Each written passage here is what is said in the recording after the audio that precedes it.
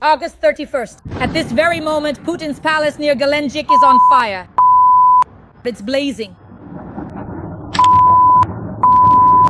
Sources report a drone crash and sabotage. The armed forces of Ukraine have struck oil refineries, railways, and ammunition depots. Russia is losing oil, fuel, and even symbols of power. A Fipsky oil refinery. The Afipsky and Kuibyshev oil refineries are ablaze and a fire is raging near Putin's palace. Russian media report dozens of hectares on fire, hundreds of firefighters and helicopters. Putin, meanwhile, has fled to the SCO summit in China. Is this a coincidence or sabotage? Let's discuss the new special operations by the SBU and GUR on Russian territory with Oleksandr Demchenko. Right now. Of course, they called for backup. He hit again. Can you truly believe it? Just absolutely incredible. Hello, Dasha. Hello, everyone. Well, as I predicted earlier, as soon as Putin ends up in China, fireworks go off in Russia. That's basically what happened, because what we're seeing in Gelendzhik is a strike at the most sensitive spot, a blow to his jewel, to his place, almost said his burial place, to his mega bunker in the rock, which he's probably been building for years. So what's the key point? The key point is that Putin deliberately destroyed his Bosharov Rushi residence in advance because he was afraid it would be targeted. In the end, it was Gelendzhik that got hit, his palace, which had been built for so long, or rather, which Rotenberg, Timchenko, and all the others had been building for so long. What's important is that, in reality, over the past few weeks, Putin has been receiving very important signals. Very important signals are being sent to him, to Vladimir Putin. The message is this: we can reach anywhere, the range has changed, and Ukraine is no longer going to just give up, let things slide, and leave everything unanswered. For Kiev, for Dnipro, for Zaporizhia, for Kharkiv, and for Sumy, for Kherson, and for the countless Ukrainian cities that have been relentlessly bombed by the bloody Russian occupation forces, both recently and over the past years. There will be a response. And it's not for nothing that Ukraine is showcasing both the Flamingo, the long-range Neptune, and a huge number of other missiles, shells, and the latest modernized drones that are capable of covering long distances and striking at various key targets and directions. As you know, Dasha, people recently came to Putin and caused a public scandal for him in the Kremlin. These were firstly representatives of the oligarchs, and secondly, the security officials. To be honest, they've long since merged and now represent the same party line, so to speak. The so-called collective Sekin and the so-called collective Potanin came to Putin, caused a scandal, and told him, either you give us money and restore our factories, or we stop funding your war. This is a very important signal, which we literally just heard at the Oligarchs Forum, and it was publicly announced and voiced. And this is an important signal. Why? Because it shows that Putin really doesn't have money for the war, that Putin is truly facing a crisis in Russia, and that things are far from calm for Putin in the political segment in terms of the political or socio-political situation inside the Russian Federation. And broadly speaking, he is facing major problems in general, and the crisis in Russia is growing in every area. Economic crisis, social crisis, and so on. And the fact that these strikes happened during Putin's trip to the territory of the People's Republic of China signals only one thing: that Vladimir Putin is going to China because he is afraid he will lose the war for Ukraine, because he is afraid that in general he won't be able to handle his own military machine because he has no money, because he has no resources, because without the help of the Chinese, he won't manage. That's why everyone is gathering in China now: Putin, Lukashenko, Kim Jong-un. And they will be asking the Chinese Emperor Xi Jinping for permission to further escalate, intensify, and continue large-scale military actions against Ukraine. Yes or no? That's what China will tell them. And in the next 3 days, we will understand which direction the war will take. This is another stage in the latest stage in this war when it will become clear and obvious what China will do, what is at stake. Either it will allow Putin to keep going, or it will say, no, put an end to this bloody mess. Or it will tell Lukashenko, go ahead, join the war, and I don't care about you, your regime, your entire entourage, or your money. Or not. Lukashenko is untouchable. He must not be touched. Vladimir, leave him alone. He will send Kim Jong-un and his army or some of his so-called dogs, 12,000, 15,000 to fight against Ukraine. Or not. Will he give the North Koreans permission to continue supplying Russia with artillery shells in huge quantities or not? All these questions will be decided in Beijing in the coming days. And because of this, by and large, it will also depend on how this war will unfold further, what its nature will be, and what the White House will do.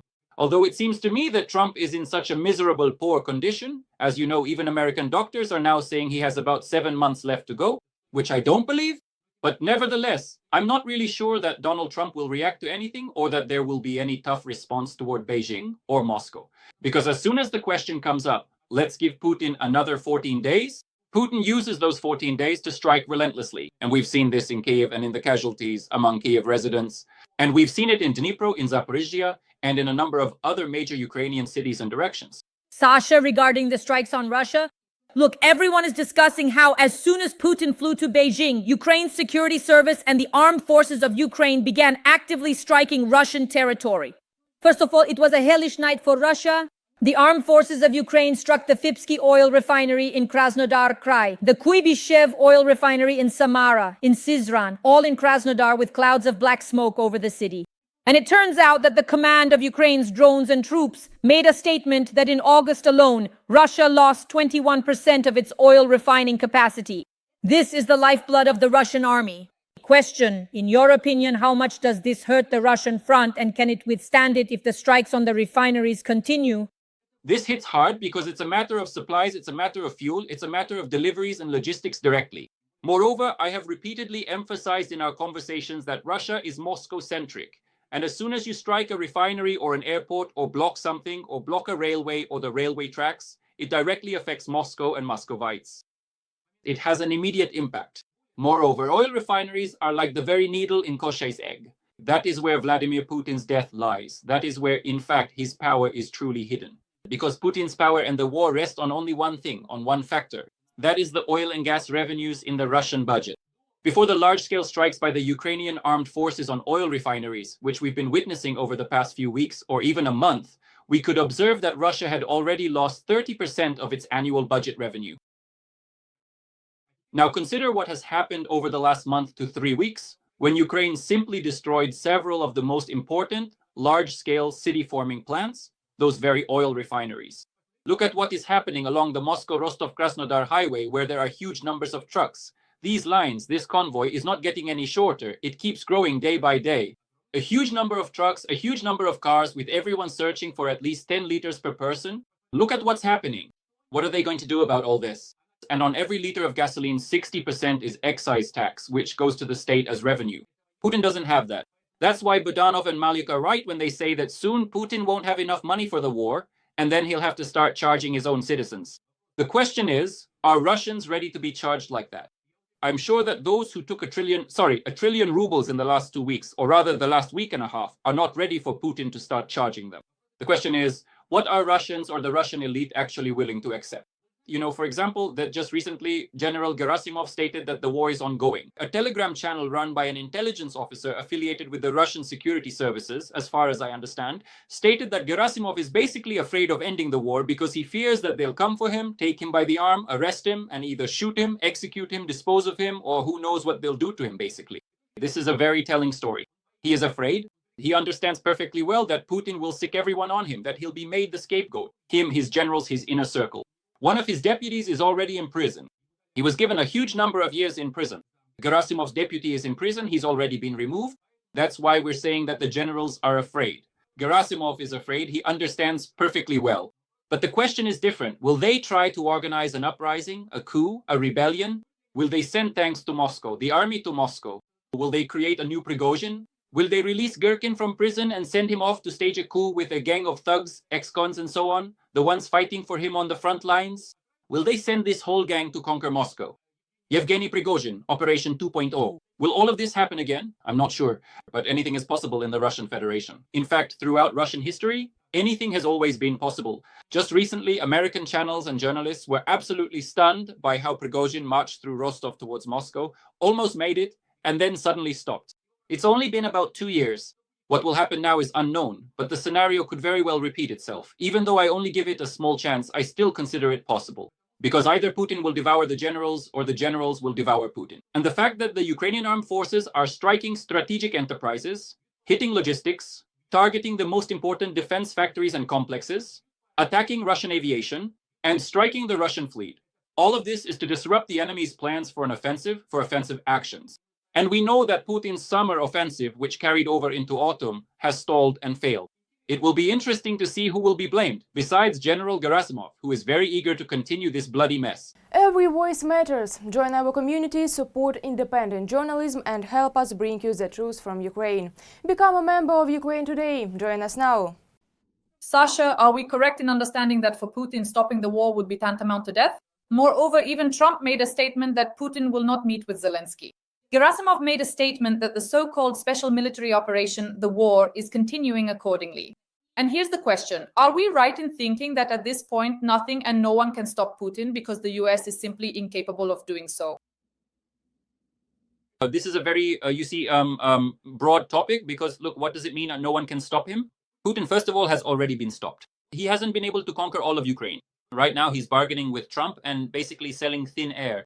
He says, I won't conquer all of Ukraine, seize Kyiv, or change the government. And you please give me the remaining thousands of square kilometers of Ukrainian Donbas territory and freeze the war. That's the kind of request, that's Putin's ultimatum-like approach. But this ultimatum keeps shrinking, getting smaller and smaller. He had completely different plans before, Napoleonic plans. So what happened? So to say that Putin can't be stopped, he's already been stopped. He's being stopped by the Ukrainian army. He's being stopped by Ukrainian special services. He's being stopped by his own economy. He's being stopped by Western sanctions. He's also being partially stopped by the arms race with Europe and the United States, which has begun, and we can't ignore that. Trump, unfortunately, is not stopping him right now. We don't know how things will play out in October. A lot will be decided in October because on October 7th, Trump could give Putin a crazy birthday present. And Putin, in turn, for Trump on the 10th, when the Nobel Prize award ceremonies begin, including the Nobel Peace Prize, which Trump definitely won't receive because of Vladimir Putin. There's only one question. What will Trump do when he doesn't get this prize because of Vladimir Putin and most likely because of China? What will he do? He'll say something like, it's all pointless. I don't want the Nobel Peace Prize anymore. Now I'm going to go after everyone together with Putin. Or he'll say, I'll try again next year and get it then. We don't know. But obviously, the Americans will keep helping anyway. Yes, that's the current administration. This administration will change. Congress will change. Maybe, maybe not. From the point of view of the Republican majority. We don't know how the elections will turn out, but those elections are coming up very soon. When there are elections, it's obvious that the American voter will want some help making up their mind. And the American voter, whether Democrat or even Republican, for the most part supports Ukraine, supports the armed forces of Ukraine, and stands against Russia, against Putin, and against his regime and his army. This means that, in principle, even Trump will have to play along and support Ukraine for at least some period of time. At least for half a year during the elections, before the elections, and so on. This essentially means that other forces will also get involved and will somehow pay more attention to Ukraine. Therefore, to say that Ukraine will fall out of focus is a mistaken judgment. Those who say this are people who do not understand or are not familiar with American domestic politics. An important question, what will happen now at the SCO summit and at all the negotiation platforms? As we understand it, Putin has arrived in China for a 4-day visit, with plans to discuss security, the economy, and sanctions. He will take part, as I understand, in the parade along with Lukashenko, Kim Jong-un, Xi, and everyone has written that Putin will be either to the right or to the left of Xi. This is an important summit. I literally just mentioned this a moment ago. Look, it seems to me that some very important decisions will be made regarding the war, regarding discussions about what to do next with Trump, with the Americans, what the party line is, the common party line, so to speak. It's important that, as far as I understand, Zelensky has sent a secret signal to the Chinese, to Xi Jinping, and that there are some significant matters that will most likely be discussed there as well. I'm sure that the American administration, through Trump and his representatives, has also sent some important signals to Xi and so on. There's Modi, the Indian, who will be coming there, the Prime Minister of India, who is probably very troubled by Trump's tariffs and who disagrees with the fact that he's only getting $18 billion in discounted oil from Russia, while he's already losing $50 billion or however much it is. This is not beneficial for him. Maybe we'll see a gradual split within the whole SEO system, within the entire BRICS system. Maybe we'll see India turning toward the West, moving away from Putin, away from China. Or maybe we won't see this at all. And instead, we'll witness a completely different process. We will understand and realize a lot of things after some time, a few weeks after this summit ends, because it will quickly become clear what this axis, referred to as the axis of evil 2.0, is preparing for. I think China will not abandon its plans to destabilize and essentially to stir up the global situation. I am certain that China will create every possible circumstance to ensure that the Americans get bogged down in Europe, get stuck in the Middle East, so that Russia can escalate the war against Ukraine and against Europe as a whole, to use the Lukashenko factor, to use the presence of Russian troops in Belarus, and to constantly threaten NATO's eastern flank. I am certain that the Chinese will support Iran and its ambitions to destroy the Israelis, and in general to destabilize the Middle East as a whole in order to shift American forces and resources into these regions, both Europe and the Middle East, so that they can later have the opportunity to seize Taiwan. A lot is about to be decided right now. By the way, let me say right away, I honestly believe that a war between China and Taiwan is not far off. Next year, the beginning of 27, that's not far away at all. This process that has been set in motion, it seems to me, is inevitable. It's already been decided there in China, in Beijing, by Xi and his inner circle. But anything is possible. You see, politics is still at its very core the enduring story of what is truly possible. That is precisely why it seems to me that a great deal, indeed a significant amount, is going to be decided right now, in this very moment. But that doesn't mean that just because they decide something, something will change globally. They've made decisions many times before. There were Olympic agreements before the start of the full-scale invasion during the Olympic Games in Beijing between Xi and Putin. Putin promised a blitzkrieg. It failed. Nothing worked out. There were other agreements. There were agreements through Beijing with North Korea. Did anything come out of that? Nothing worthwhile came out of it. There were other agreements. My God, China is helping Putin build, as far as we understand now, these new modernized Geron drones. Literally today, they found Chinese parts and a Chinese camera, a webcam in there. Moreover, we know that China is helping Putin build an entire drone manufacturing facility in the Khabarovsk region, a plant for producing a huge number of drones. In other words, China is involved in the war. China is sending machines, sending chips to Putin, various components, and is helping Putin build missiles. I think that over time, he will help Putin rebuild his strategic aviation, not right now, but eventually. Still, Dasha, he is helping. And the question is, what will restrain not Putin, but China? What should be the terms of negotiations? And what should Trump and Xi agree on in order to finally put an end to this bloody mess and prevent the world from plunging into a third world war? These are the key questions. But I am sure that in November, at the end of October or the beginning of November, when Trump and Xi meet, we will also find out what the world will face in the following 6 months. Axios wrote that Trump is ready to step away from the war because he once again made a statement during his latest interview at the White House. Quote, "The kids are playing war games in the sandbox, let them fight a little longer." In other words, Trump is saying that he will most likely withdraw from the negotiation process simply because he cannot put pressure on Putin, he cannot put pressure on Russia, he is not capable of that. And that's why he says, let the war continue.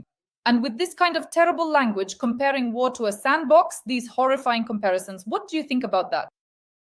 I don't pay attention to Trump or his rhetoric. Trump keeps making mistake after mistake. Just notice, today he attacked the CIA. He declassified one of the Central Intelligence Agency employees who was working on Russia. As I understand it, he wasn't supposed to be declassified, that he was secretly working somewhere there against Russia, against Putin, against the Putin regime. This is essentially a continuation of the war between Trump and the CIA. It's unclear what this war... And listen, honestly, I don't care what Donald Trump says right now. Whatever he says, it still helps Vladimir Putin, right? Because we don't see any concrete actions. We don't see approval for ATACMS. We don't see approval for Storm Shadow. Yes, they're sending some new missiles, but their range is minimal. It's a short range. To say that they'll allow strikes deep into Russia to destroy Moscow, St. Petersburg, or to hit targets as far as the Urals, no, absolutely not. And it's also not true that these missiles will arrive immediately. It will take years. All of this has already been stated by military experts whose reports and viewpoints are available for review. So, he says something, Putin acts, Putin strikes. Trump is not blind, and neither is his administration. To say that they're idiots who don't understand anything, no, they understand everything perfectly well. Obviously, or rather, let's say probably Trump doesn't have a plan B. What else is there to do? After Anchorage, where he screwed up and failed with his plan to resolve the situation, everything started going wrong. I'm sure that even the recent meetings with Ukrainian representatives, yes, on US territory, the meeting between Yermak and Umarov with Witkoff, also demonstrated, first of all, that Witkoff didn't understand everything correctly, and secondly, that Witkoff once again fell for some absolutely bizarre persuasions from Putin, which turned out to be untrue and mistranslated. Because Witkoff, as always, showed up to Putin without a translator and without a State Department representative. I have only one question. Does Witkoff know Russian well? Does he know it well? Can he talk to Putin one-on-one? Who translated, roughly speaking? Kirill Dmitriev, Lavrov? Don't think. What's going on there behind closed doors?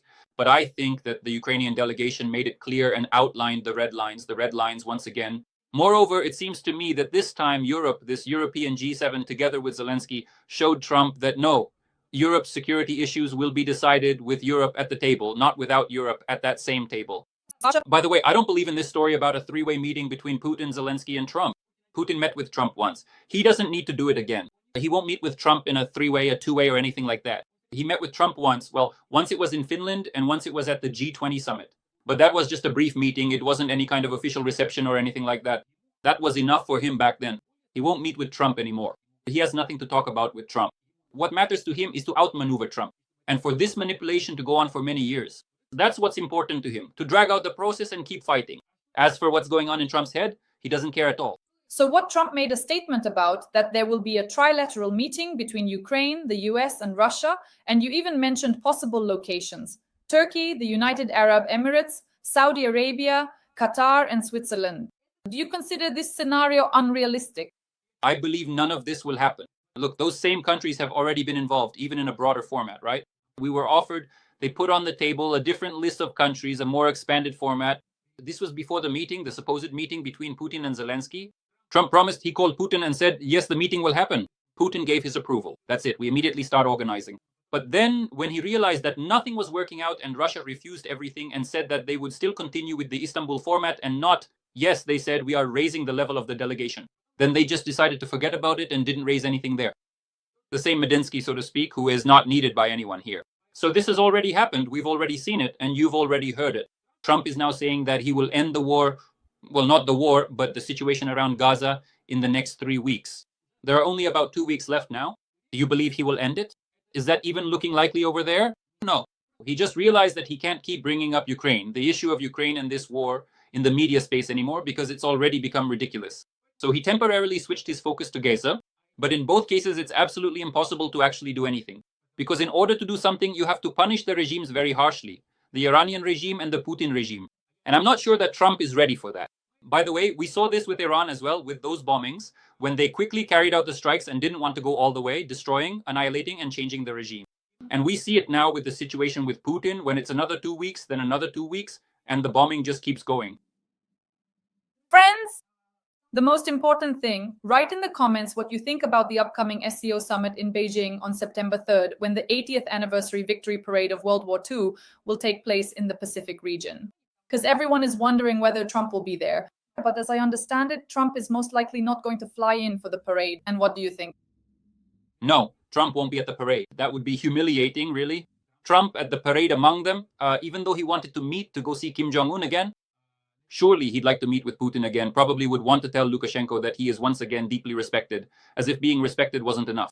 As if in general, Lukashenko isn't enough either, right? But I mean the way of addressing him. But you see, Dasha, Trump won't be at the parade. For Trump, a parade like that in itself is already a loss. It's already a defeat.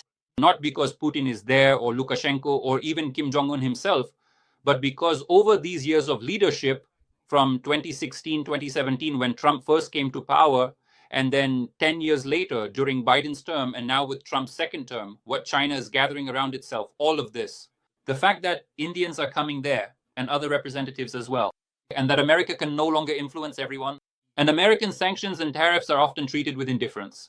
But within the framework of individual alliances around China, it symbolizes only one thing, that this policy pursued by Trump, previously by Biden and all the others, is a policy that does not contribute to resolving either situations or wars, but on the contrary, only fuels the power of countries like China.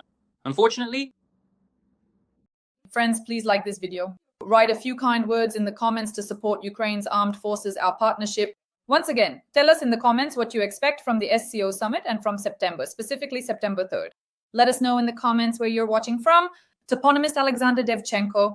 Sasha, thank you so much, and see you in October. see you next time. Bye.